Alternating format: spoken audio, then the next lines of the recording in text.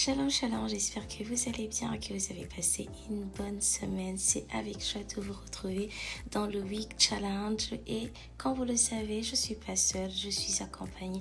J'espère que tu seras également accompagné par un ami, un proche pour être motivé, encouragé en même temps que nous. Le thème de ce 5e épisode du Week Challenge est intitulé « Qui sers-tu » ? Qui sers-tu ? Qui est ton maître ?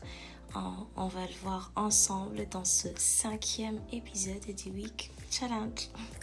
Sur la Terre, nous avons des référents, nous avons des maîtres, on peut dire comme ça. Nous avons des personnes que nous admirons, des personnes dont on a envie de donner en fait notre vie pour faciliter leur vie à eux. Parce qu'on trouve que leur vie apporte tellement en fait au monde qu'on a envie qu'ils vivent longtemps. On a envie de faciliter leur activité. Et on devient aussi leur serviteur. Parce qu'il y a une différence entre être serviteur et servir une personne.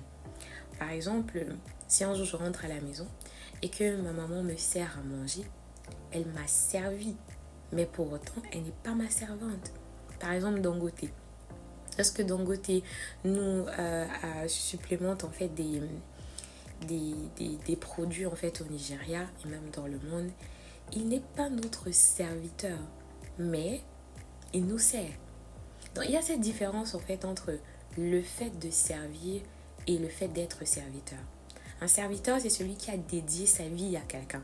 C'est celui qui admire, qui contemple, qui aime tellement cette personne et qui trouve que cette personne est tellement importante dans le monde qu'il décide en fait de faciliter sa vie. Alors la question qui se pose, c'est de qui es-tu serviteur ? Il faut connaître son Dieu avant de le servir. La Bible parle d'une parabole du bon berger et elle dit que Jésus disait que mes brebis connaissent ma voix et ils me suivent. Je voulais te demander, est-ce que parmi toutes ces voix, tu arrives à différencier la voix du bon berger et la voix des autres choses? Est-ce que tu arrives à dire, ça c'est Dieu qui me parle, ça c'est Dieu qui me parle, ou c'est tellement mélangé que tu n'arrives plus à différencier ces voix? C'est important, parfois on pense que oui, je vais servir, oui, je veux me mettre dans différents départements de l'église, oui, je veux faire ça. C'est très bien d'être zélé, c'est très bien d'avoir ce zèle, mais est-ce que tu connais ton Dieu? C'est facile après de s'enlacer, c'est facile d'abandonner, c'est facile de se détourner et d'arrêter tout quand on ne connaît pas son Dieu. On peut servir soit Dieu, soit le diable. Il n'y a pas de milieu. C'est un peu comme la lumière et les ténèbres. Il n'y a pas de milieu où il y a mélange de lumière et de ténèbres. Non. C'est soit la lumière, soit les ténèbres. Soit Dieu, soit le diable.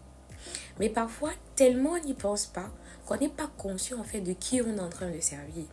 Parfois, on n'a pas fait le choix de son maître suprême. Et donc, on sert quelqu'un par ignorance ou on sert quelqu'un par juste suivisme. Alors, l'objectif, c'est de définir en fait et d'être conscient, d'être conscient de qui en fait on sert. Tu sers qui de manière intentionnelle. Servir Dieu, c'est reconnaître l'autorité, son autorité sur sa vie, dans tous les domaines de ta vie. C'est pas le dimanche où on sert Dieu. C'est pas dans les groupes de maison seulement où on sert Dieu. C'est pas dans les cellules où on sert Dieu. C'est au-delà. C'est une vie de tous les jours. C'est une vie d'adoration. C'est une vie où Dieu est reconnu et est vu dans toutes choses que tu fais.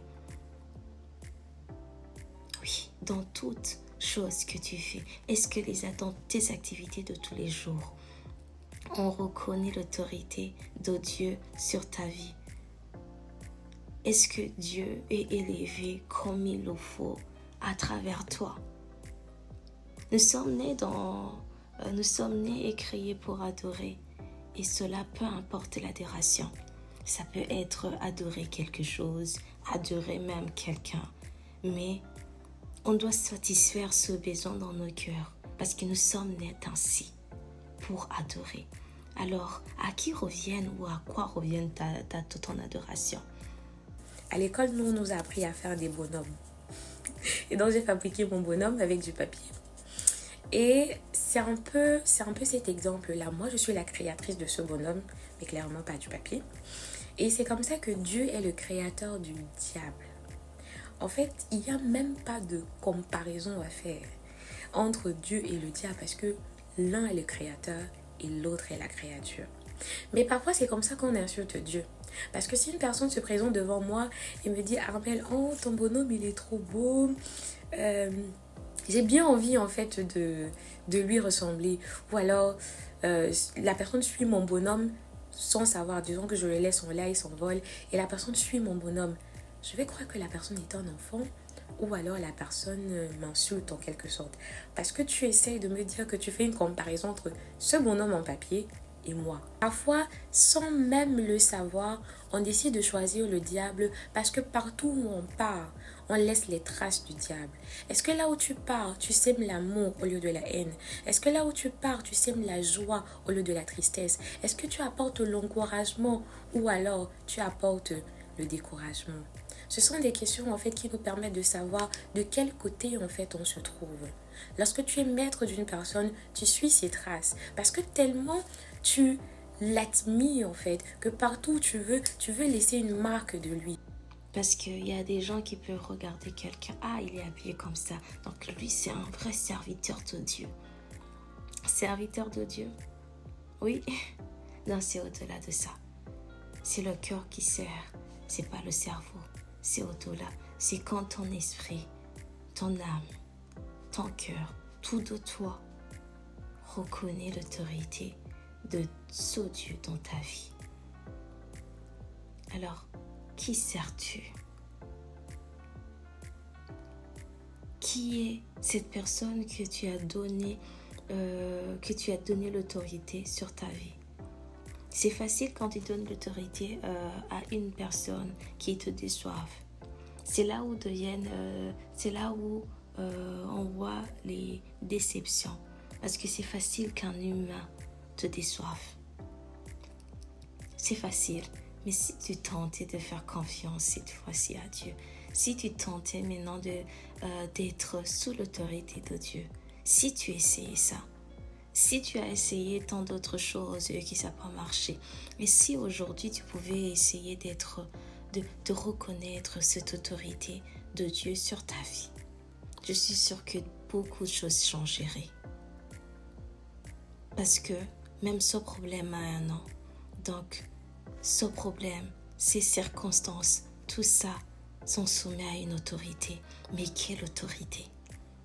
Si tu décidais encore d'observer la nature, d'observer le ciel, les nuages, c'est pas possible même de prendre un nuage dans un bocal et d'essayer de faire tomber de l'eau. Mais ce Dieu-là le fait. Il condense, je ne sais même pas comment il le fait, mais il fait tomber de la pluie. Il dit à la lune, lève-toi. Il dit au soleil, couche-toi. Aïe! Ce Dieu-là, il a créé différentes espèces d'oiseaux à qui il a donné différents plumages. Ce Dieu-là, il a fait une différence entre le poisson et le poulet, pas seulement au niveau de leur style de vie, mais au niveau de leur forme, au niveau de leur goût. Ce Dieu-là, je ne peux même pas te dire en fait, de le comparer avec le diable parce que ce serait l'insulter. Et si pendant cette semaine, tu observais encore la nature et tu voyais à quel point ce Dieu-là mérite que tu lui donnes ta vie, tu verras à quel point ce Dieu-là mérite que son activité sur la terre soit facilitée parce qu'il est tellement, tellement grand, tellement magnifique. Ça fait toujours du bien d'être du côté du plus fort. Alors décide d'appartenir à Christ. Décide d'appartenir à Jésus-Christ. Et si pendant cette semaine, tu devenais intentionnel sur le choix de ton maître, est-ce que ça ne te ferait pas du bien? Bon week challenge. Shalom, shalom.